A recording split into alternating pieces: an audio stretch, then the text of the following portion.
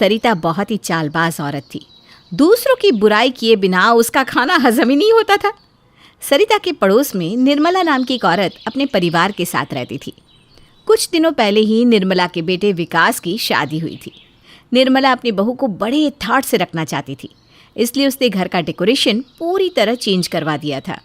बहू की पसंद की सारी चीज़ों के साथ साथ निर्मला ने उसके लिए नया एसी भी खरीदा था। और ये सब देखकर सरिता को बहुत जलन होती थी। ऐसा लगता है इसके घर बहू नहीं बल्कि कोई अप्सरा आई हो। ये निर्मला तो अपनी बहू को बिल्कुल रानी बनाकर रख रही है, लेकिन इससे पहले कि मोहल्ले वाले इसकी तारीफ करें, मैं इसे बदनाम करके रख दूंगी। फिर अगले दिन कुछ औरतें बैठी बातें कर रही थी, तभी वहाँ सरिता पहुँच जाती है।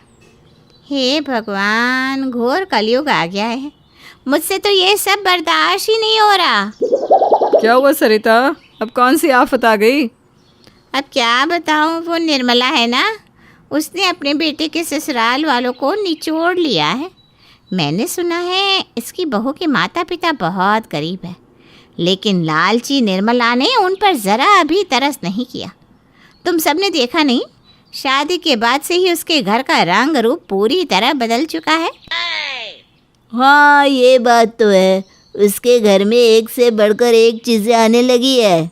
वही तो मैं कह रही हूँ। अब तक तो वो बंगला था, लेकिन अब किसी राजा के महल की तरह हो गया है। पता नहीं अपनी बहू के गरीब माता पिता को लूटकर इस निर्मला को नींद कैसे आती है। लेकिन सरिता, ये भी तो हो सकता है कि सारा सामान निर्मला ने अपने पैसों से खरीदा हो। अरे तू चुप कर, तुझे कुछ नहीं पता। मैं निर्मला की पड़ोसन हूँ, सालों से जानती हूँ उसे। बीमार होने पर वो डॉक्टर के पास नहीं जाती, बल्कि काढ़ा पीकर सो जाती है। उसकी जैसी कंजूस औरत इतनी महंगी चीज़ें कहाँ से खरीदेगी। इस तरह सरिता सभी औरतों के सामने निर्मला की जमकर बुराई करती है। फिर एक दिन, माँ ये लो मिठाई खाओ, आज बहुत बड़ा दिन है। मेरे नए बिजनेस की डील फाइनल हो गई है। बस तुम देखते जाना कि अब मैं कुछ ही महीनों में कहाँ से कहाँ पहुँच जाता हूँ। सच में बेटा, जब से दिव्या हमारे घर में बहू बनकर आई है, तब से हमारे तो भाग्य बदल गए हैं। ये ले बहू, सबसे पहले तू मिठाई खा। माँ जी, ये तो आपका बड़प्पन है जो आप मुझे इतना सम्मान दे रही हो, वरना आजकल की सास अपनी बहू से सीधे मुँह बात भी नहीं करती। मुझे नहीं पता कि वो कैसी सास है। मैं तो सिर्फ इतना जानती हूँ कि तू मेरे घर की लक्ष्मी है, लक्ष्मी। इतना कहकर निर्मला अपनी बहू को गले लगा लेती है। फिर कुछ दिनों के बाद विकास एक नई कार खरीद कर ले आता है। उसकी नई कार देखकर सरिता के सीने पर सांप लौटने लगता है। हे भगवान, ये सब क्या है? ये विकास तो नई कार खरीद कर ले आया। दूसरी तरफ मोहल्ले की औरतें विकास की तरक्की देखकर उसकी तारीफ करने लगती है। अरे तुम सब पागल हो, विकास ने अपने पैसों से कार नहीं खरीदी, बल्कि उसकी ससुर ने भेजी है। कुछ दिनों पहले दोनों माँ बेटे दिव्या की खूब पिटाई कर रहे थे।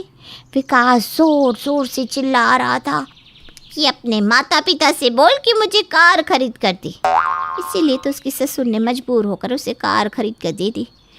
देख लेना, ऐसे लालची लोगों को तो नरक में भी जगह नहीं मिलेगी।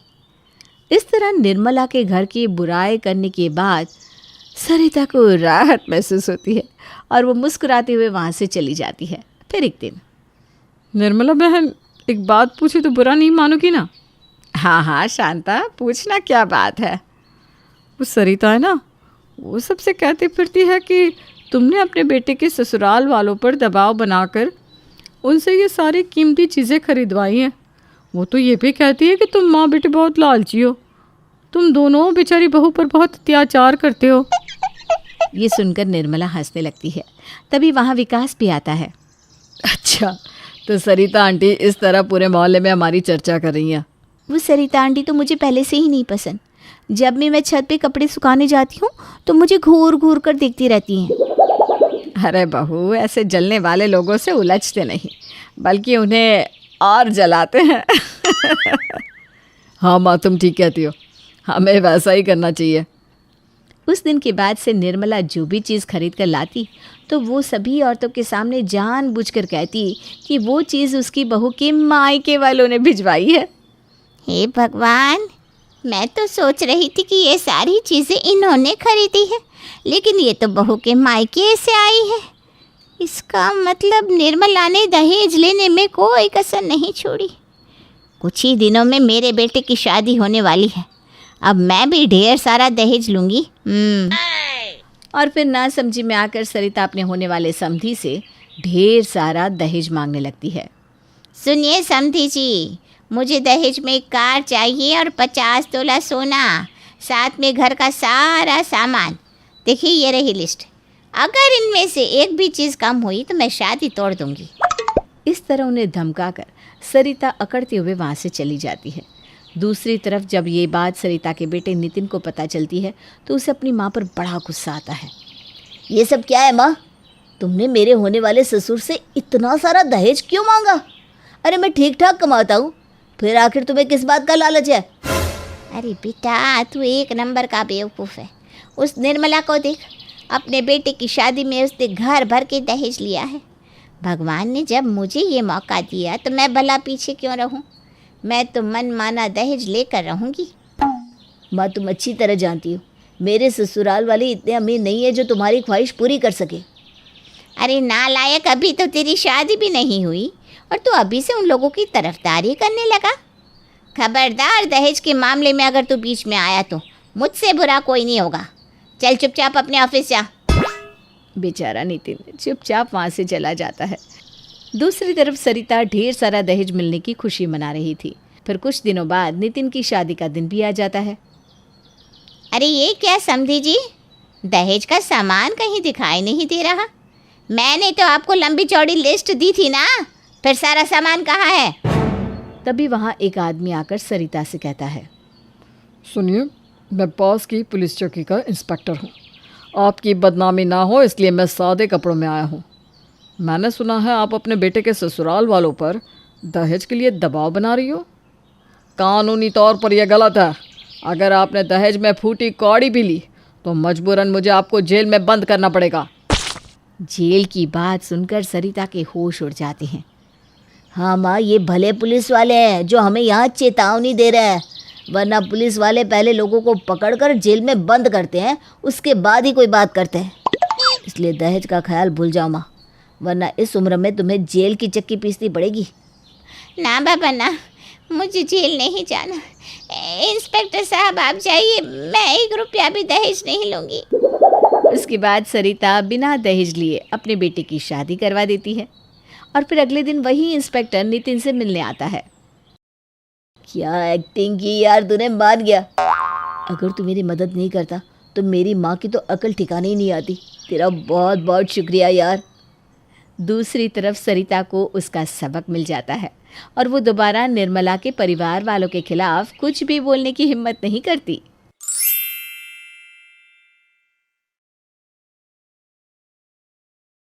बहन बनी पड़ोसन। अनीता, मैंने पेंटर और प्लम्बर को काम समझा दिया है। उनका काम हो जाए तो काम वाली बाई को ले जाकर सफाई करवा देना। बेवजह काम बढ़ गया। क्या जरूरत थी विनीता को यहाँ पड़ोस का घर दिलाने की? अरे तुम्हारी छोटी बहन है, अब वो इस शहर में शिफ्ट हो रही है तो मैंने सोचा कि उसकी मदद कर दूं। अरे तो कर देते ना मदद, लेकिन पड़ोस का घर ही क्यों? इसमें क्या हुआ मम्मी, मौसी और मौसा जी पास रहेंगे तो कितना मजा आएगा। अरे चुप कर चिंकी, कुछ भी बोलती है। जा अपना होमवर्क कर। अनीता की छोटी बहन विनीता के पति विकास का ट्रांसफर अनीता के शहर में हो गया था और अनीता के पति अमर ने अपने पड़ोस का घर किराए पर ले लिया। लेकिन अपनी छोटी बहन के पड़ोसन बनने पर अनीता खुश नहीं थी। मम्मी पापा देखो, मौसी आ गई। आप दोनों को आने में कोई परेशानी तो नहीं हुई? नहीं नहीं, हम तो आराम से आ गए। मुश्किल तो मुझे हुई। घर इतना गंदा था कि काम वाली देख के ही भागी। मुझे ही पूरी सफाई करनी पड़ी। थैंक यू दीदी, कैसी हो तुम? अभी तक तो ठीक थी, आगे का पता नहीं। तुम ये सब छोड़ो और खाने की तैयारी करो। ये लोग इतना लंबा सफर करके आए हैं। नहीं नहीं जीजू, बाहर से ही मंगवा लेते हैं। दीदी पहले ही थकी हुई है ना, ऊपर से इतने लोगों का खाना बनवा कर उन्हें परेशान मत करो। परेशान तो होना ही पड़ेगा ना, वरना सब कहेंगे कि छोटी बहन और जमाई को खाना तक नहीं खिलाया। मुझे नहीं चाहिए ये बदनामी। बनाती हूँ सबका खाना। चलो मैं भी तुम्हारी मदद करती हूँ दीदी। विनीता जितने प्यार से बर्ताव करती, अनीता उस पर उतनी ज्यादा चिढ़ती। अमर और अनीता लिविंग रूम में बैठे थे और तभी विनीता आती है। दीदी, जीजू। अरे विनीता, आओ आओ। क्या हुआ? क्या काम पड़ गया अब? काम कुछ नहीं है दीदी, मैंने आस पड़ोस की लेडीज को चाय पर बुलाया है। नई जगह पर नए दोस्त भी तो बनाने पड़ेंगे ना। तुम भी आ जाना दीदी। मेरे पास इतनी फुर्सत नहीं होती। अरे सारा काम तो निपट गया है ना तुम्हारा, चली जाओ ना। तुम चुप रहो जी, तुम्हें क्या पता घर में कितने काम होते हैं। मैं नहीं आ पाऊंगी। ठीक है दीदी, फिर भी कोशिश करना। देखा, ये इसके बचपन की आदत है। आते ही मेरे दोस्तों को मुझसे छीनना शुरू कर दिया इसने। ये क्या कह रही हो तुम? अब वो यहाँ रहने आई है तो पड़ोसियों से दोस्ती तो करेगी ना। तुम नहीं जानते उसे। बचपन से उसने मेरे दोस्त, परिवार, मेरे खिलौने सब कुछ छीना है। एक दिन 4 बजे का कह के गई थी, पता नहीं कहाँ रह गई ये लड़की। 6 बज गए हैं। अपने दोस्तों के साथ होगी, आ जाएगी। इतनी देर कभी नहीं होती उसे। तभी चिंकी आती है। चिंकी, आ गई बेटा? कहाँ रह गई थी तू? मम्मी, मैं वो विनीता मौसी के घर पर थी। देखो मौसी ने मुझे कितने सारे टॉयज दिए हैं। क्या? मैं यहाँ चिंता में मरी जा रही हूँ और तू उस विनीता के साथ खेल रही थी? फेंक ये खिलौने, फेंक और जा कमरे में जाकर पढ़ाई कर। आप गंदी हो। विनीता मौसी तो मुझे कभी नहीं डांटती। इतना क्यों डांट दिया बच्ची को? क्यों डांटा? देखा ना तुमने, ये विनीता अब मेरी बच्ची को भी मुझसे दूर कर रही है। जलन के मारे अनीता इतनी अंधी हो गई थी कि विनीता जो भी करती उसे एक चाल ही लगती। विनीता कुछ ना भी करती फिर भी वो उससे लड़ने के बहाने ढूंढने लगती। ये देखो, अपने घर का कचरा मेरे घर के सामने फेंक दिया। अरे सुबह सुबह क्यों चिल्ला रही हो इतना? मैंने कहा था ना, ये विनीता मुझे परेशान करने का एक भी मौका नहीं छोड़ती। देखो, अपने घर का सारा कचरा हमारे घर के सामने जमा कर दिया इसने। तभी विनीता और विकास बाहर आते हैं। क्या हो गया दीदी? ओहो, मासूमियत तो देखो इसकी, जैसे कुछ पता ही नहीं। मैं समझी नहीं दीदी। अरे ये तेरे घर का कचरा तूने मेरे घर के सामने क्यों फेंक दिया? नहीं दीदी, मैंने तो नहीं फेंका। झूठ मत बोल, हम दोनों के ही घर हैं आसपास, तो और तो कोई आएगा नहीं ना कचरा डालने के लिए। विनीता सच कह रही है दीदी, वो सुबह से बाहर ही नहीं आई। आप बीच में मत बोलिए दामाद जी, आपको नहीं पता, बचपन से ही मुझे परेशान करके इसे बहुत मजा आता है। ये क्या बकवास कर रही हो? कहाँ की बात कहाँ ले जा रही हो? तो इससे पूछो ना, इसने कचरा क्यों फेंका? अरे वो कह रही है ना कि उसने कचरा नहीं फेंका, तो बात खत्म। विनीता, तुझे क्या दुश्मनी है मुझसे? पहले मेरी सहेलियां, मेरी बच्ची और अब मेरे पति को भी मेरे खिलाफ कर दिया। अरे चाहती क्या है तू? कैसी बात कर रही हो दीदी? मैं ऐसा क्यों करूंगी? क्यों करती है वही तो समझ में नहीं आ रहा। बचपन में भी माँ और बाबूजी भी हमेशा तेरे गुण गाते रहते थे, पड़ोसी भी, स्कूल में टीचर भी, सब मुझे तेरे नाम के ताने मारते। यहाँ तक कि मेरे कॉलेज के दोस्तों को भी तूने मुझसे छीन लिया और वो तेरे दोस्त बन गए। मैंने सोचा था शादी के बाद तुझसे पीछा छूट जाएगा, लेकिन तू यहाँ भी आ गई, मेरी नई जिंदगी मुझसे छीनने के लिए ना। जो मुंह में आ रहा है बके चली जा रही हो तुम, चुप हो जाओ। नहीं जीजू, दीदी को बोलने दीजिए। बचपन से इसके मन में ये गलत फहमी है। मैं भी तो सुनूं कि जिस बहन से मैं इतना प्यार करती हूँ वो मेरे बारे में क्या सोचती है। गलत फहमी आज सच में बदल गई है ना? ये कचरा इस बात का सबूत है कि विनीता मुझे परेशान करना चाहती है।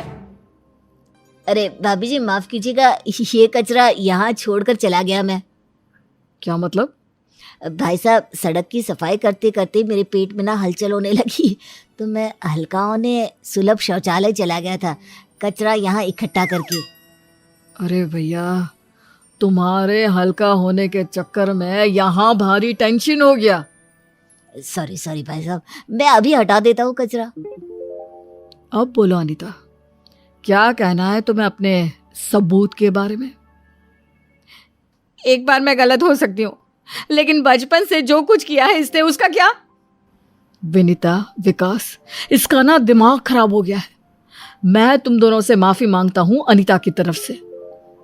नहीं जीजू, आप माफ़ी मत मांगिए। जब मेरी बहन ही नहीं चाहती कि मैं यहाँ रहूँ तो हम यहाँ से चले जाएंगे। हाँ, इतने अपमान के बाद हम यहाँ नहीं रह सकते। दीदी, बस 1 महीना और एडजस्ट कर लो। अगले महीने की 1 तारीख को हम यहाँ से चले जाएंगे। मुझे तो समझ में नहीं आता कि तुम्हारे मन में इतना जहर क्यों भर गया है विनीता के लिए।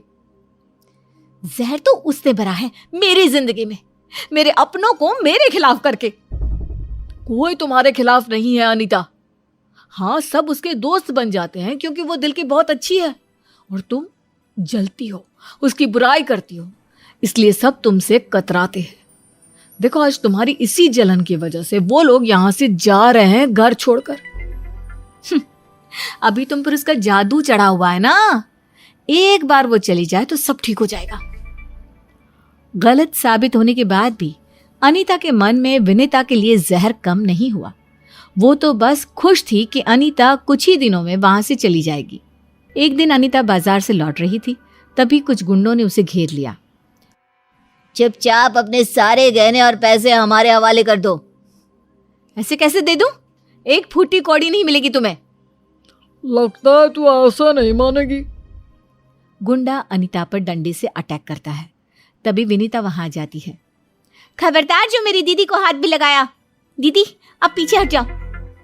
विनीता और गुंडों के बीच हाथापाई होने लगी। तभी एक गुंडे ने विनीता के सर पर जोर से वार किया, जिससे उसे गहरी चोट आ गई। इतने में लोग जमा हो गए तो गुंडे वहां से भाग गए। विनीता, ये क्या किया तूने? अरे कोई एम्बुलेंस बुलाओ जल्दी। कैसे हुआ ये सब? मैं बाजार से लौट रही थी, तब कुछ गुंडों ने मुझ पर हमला कर दिया। विनीता ने मुझे बचाया और उसी में उसे चोट लग गई। अब कैसी है विनीता? बेहोश है, डॉक्टर इलाज कर रहे हैं। डॉक्टर साहब, मेरी बहन ठीक हो जाएगी ना? घबराने की कोई बात नहीं है, पेशेंट को होश आ गया है, आप उनसे मिल सकते हैं। विनीता, तुझे क्या जरूरत थी ऐसा करने की? तुझे कुछ हो जाता तो? ये तो मेरा फर्ज था दीदी। मैं कभी किसी को आपको नुकसान नहीं पहुंचाने दूंगी। लेकिन तुझे कुछ हो जाता तो? आप मेरे लिए खुद से भी बढ़कर हो दीदी। मैं आपसे बहुत प्यार करती हूँ। सुन रही हो अनीता, इसी बहन के लिए तुम्हारे दिल में इतनी कड़वाहट है जिसने आज तुम्हारी जान बचाई। हाँ, आज समझ में आ रहा है कि मेरी आंखों पर जलन की पट्टी बंधी थी। मैंने इतनी प्यार करने वाली बहन से नफरत की। मैं तो तुम दोनों से माफी मांगने के लायक भी नहीं हूँ। फिर भी दामाद जी, विनीता, हो सके तो मुझे माफ कर दो। अरे दीदी, आप बड़ी हैं, आप माफी मत मांगिए। मैं और विनीता आपको परेशान करने के बारे में सोच भी नहीं सकते। हमने दूसरा घर भी देख लिया है दीदी। नहीं, तुम दोनों कहीं नहीं जाओगे। बचपन से आज तक मैंने जितनी गलतियां की हैं, अब तो वक्त है उन्हें सुधारने का। अब मैं अपनी छोटी बहन को बहुत लाड करूंगी। मैं भी तेरी तरह अच्छी इंसान बनने की कोशिश करूंगी। I love you Vineeta. I love you too दीदी। तो इस तरह अनीता के दिमाग में भरी नफरत गायब हो गई और वो दोनों बहनें अच्छी बहन और अच्छी पड़ोसन बनकर रहने लगी। स्नेहा की आदत थी हर बात पर पलट कर बात करना, जिससे उसके परिवार वाले काफ़ी परेशान रहते थे। स्नेहा, लड़के वाले आ रहे हैं तुझे देखने। जाकर ये नाइट ड्रेस चेंज कर ले। क्यों माँ? इस पजामे में क्या मैं नहीं रहती? कोई और हो जाती हूँ। बेटा देख, ज़बान मत चला। जितना बोला उतना कर। मैंने तो पहले ही कहा था, बच्चों को इतना सर नहीं चढ़ाते कि उन्हें कोई कुछ लगे ही ना। तभी पापा बात बात पर आपको बोलते रहते हैं। रहने ही दीजिए दादी, बुआ को आपने कितना सर चढ़ाया है पता है सबको। दादी स्नेहा की माँ की ओर देखती है। फिर तूने दादी से ऐसे बात की? घर की बड़ी है ना वो, और उन्हीं के आशीर्वाद से शादी होगी तेरे अच्छे घर में। शादी आशीर्वाद से होने लगी ना माँ तो हो गया काम। कोई लड़की घर के बाहर पढ़ने लिखने निकले ही ना, दादियों के आशीर्वाद से ही हो जाए शादी। ये आदत स्नेहा की काफ़ी बुरी थी, जिससे सभी परेशान थे और डरते भी थे। डर इस बात का कहीं ये आदत इसका ससुराल लेना डूबे। खैर, किसी तरह स्नेहा पजामे से सूट में आ जाती है। अब आगे लड़के वाले की माँ कहती है, अरे बिटिया कहाँ है आपकी, बुलाइए जरा हम भी देखें। हाँ हाँ क्यों नहीं। स्नेहा बेटा, बेटा चाय लेकर आना। स्नेहा खाली हाथ आ जाती है। स्नेहा बेटा, चाय की ट्रे लेकर आनी थी ना, क्या हुआ? जो चाय मैंने बनाई नहीं उसे आप लोग मेरे सर क्यों मढ़ रहे हैं? अरे नहीं आती मुझे चाय बनानी, समझिए ना आप लोग। वैसे क्या क्या पूछना है जल्दी से पूछ लीजिए। क्यों बेटा, कलेक्टर लगी हो क्या कहीं की जो दौरे पर जाना है? स्नेहा की माँ, यही वो घर है जो तेरी बेटी को सही कर सकता है। नहीं नहीं, वो क्या है ना, मुझे लगा आप लोगों को देर हो रही होगी। देर कैसी, लड़के के लिए लड़की देखने आए हैं, कोई बाजार से मछली लेने तो नहीं आए ना कि भाई बदबू आ रही है, जो दिख रही है ले लो और जल्दी से निकलो। स्नेहा की तो बोलती बंद। ये क्या, ये कौन है जिसने स्नेहा को शांत कर दिया? आगे।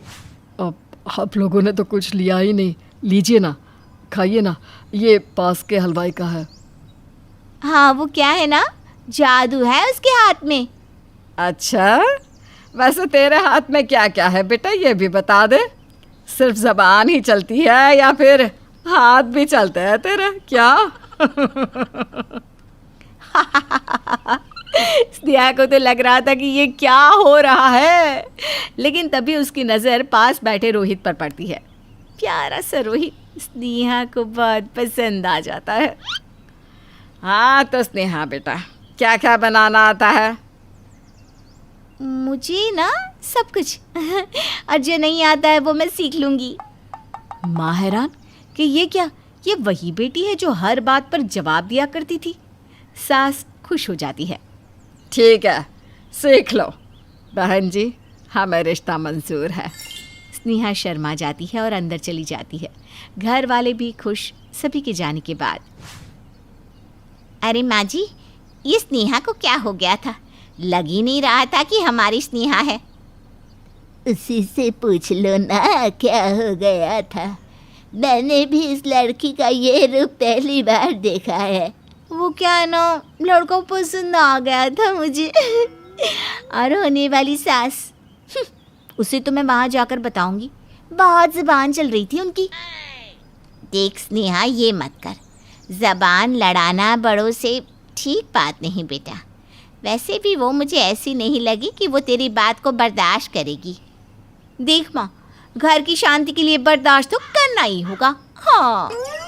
खैर, स्नेहा की शादी हो जाती है। सास भी तेज और बहू भी, लेकिन किसी ना किसी को तो झुकना होगा ही ना। लेकिन कौन? अरे स्नेहा बहू, जरा अदरक वाली चाय पिला अच्छी से। चाय बनानी आती है मुझे, अदरक जब डालती हूँ तो चाय फट जाती है। अब कैसे बनेगी अदरक वाली चाय, ज़रा किचन में आकर बता ही दीजिए आप। अदरक वाली चाय कैसे बनेगी? अरे तू तो शादी से पहले कह रही थी कि जो नहीं आता वो भी सीख लेगी। ये सीखा है तूने कि चाय में अदरक कैसे डाली जाती है, ये भी बताने मैं किचन में आऊं? हाँ, तो किचन कौन सा तालिबान में है जो आतंकी उठा जाएंगे आपको? यही तो आना है 4 कदम। सास क्या करती, वो किचन में जाती है, चाय बनाती है और ज़रा इस कप में भी छान दीजिए ना। वो क्या है ना, काम करते करते चाय की चुस्की का मज़ा ही कुछ और है। अच्छा, रुक छान देती हूँ। लेकिन सास जानबूझकर सारी चाय गिरा देती है। ओहो, तेरा कप तो गिर गया। कोई बात नहीं, जैसे जबान चलती है वैसे हाथ चलाकर फिर बनाकर पी लेना। हाँ बेटा। एक काम नहीं होता आपसे ठीक से। तो बताएगी कि क्या होता है क्या नहीं होता है मुझसे ठीक से, हैं? देखिए, वैसे तो बताना बनता नहीं है, लेकिन क्या करें, आँख के सामने बर्बादी होते हुए भी तो देख नहीं सकते ना।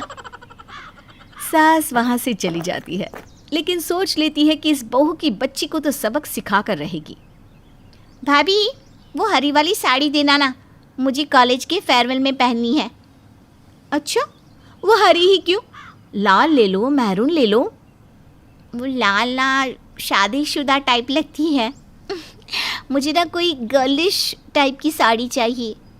हाय रे, तो क्या शादी के बाद गर्ल गर्ल नहीं रहती, बॉय बन जाती है?